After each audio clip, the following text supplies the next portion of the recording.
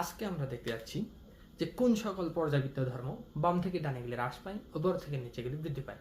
প্রত্যেকটা মৌলেরই এরকম ধর্ম রয়েছে, পর্যাবৃত্তিক ধর্ম। তো সেগুলো না আমরা খুব ছোটোভাবে ছোট একটা ট্রিক্স দিয়ে মনে রাখতে পারি।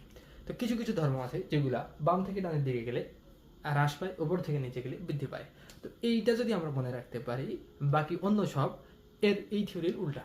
অর্থাৎ বাম থেকে ডানের দিকে গেলে বৃদ্ধি পায়, উপর থেকে নিচে গেলে কি হয়, হ্রাস পায়। তাহলে সেইগুলো পর্যাবৃত্তিক ধর্ম আমরা দেখব যেগুলো বাম থেকে ডানে গেলে হ্রাস পাচ্ছে, উপর থেকে নিচে আসলে বৃদ্ধি পাচ্ছে। তাহলে বাম থেকে ডানে গেলে কি হবে, হ্রাস পাবে, আর উপর থেকে নিচে আসলে কি হবে, বৃদ্ধি পাবে। তো আসো আমরা দেখি সেই ছন্দ, যেই ছন্দ বলে দিবে কোন ধর্মগুলো সেইগুলো। আমরা লিখব আধা বিক্ষেপ। আধা বিক্ষেপ দ্বারা আমি বোঝাচ্ছি সরেয়াতে হলো আমার আকার, অথবা এটাকে বলা যায় যে পারমাণবিক আকার। ধাতে হলো আমার ধাতব ধর্ম,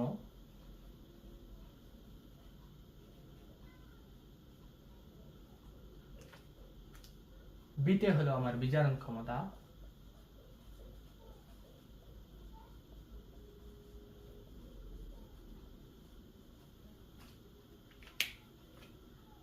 ক্ষতে হলো ক্ষারকীয় ধর্ম,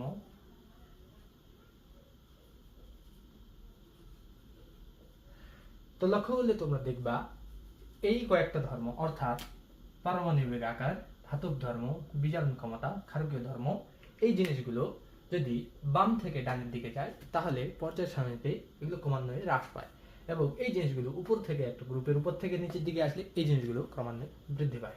দ্বিতীয় গ্রুপটার উদাহরণ দেখাই, তাহলে আসে lithium, beryllium, boron, carbon, nitrogen, oxygen, neon, ঠিক না?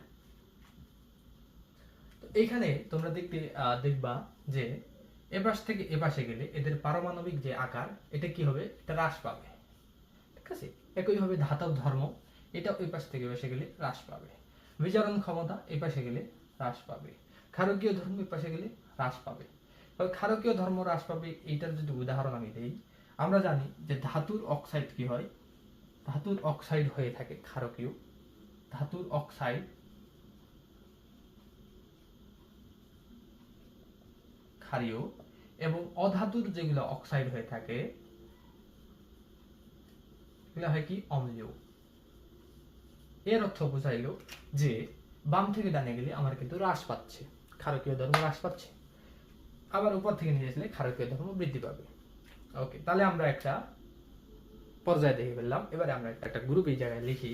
একটা গ্রুপ যদি লিখি তাহলে কি হবে, যে হ্যাঁ লি না কে সাজিয়ে রবি ফিরেছে, তাই না? তো ফিরেছে,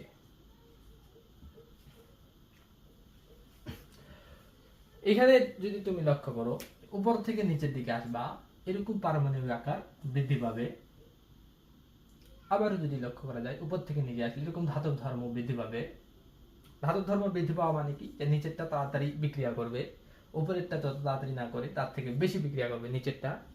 আবার বিজারণ ক্ষমতা এরকম নিচের দিকে বৃদ্ধি পাবে, আবার ক্ষারকীয় ধর্ম এরকম নিচের দিকে বৃদ্ধি পাবে। তো এই ট্রিক্সের মাধ্যমে আমরা অনেকগুলি এমসিকিউ সলভ করে ফেলতে পারি। তো আশা করি সবার বুঝে আসছে। আজকে এ পর্যন্ত।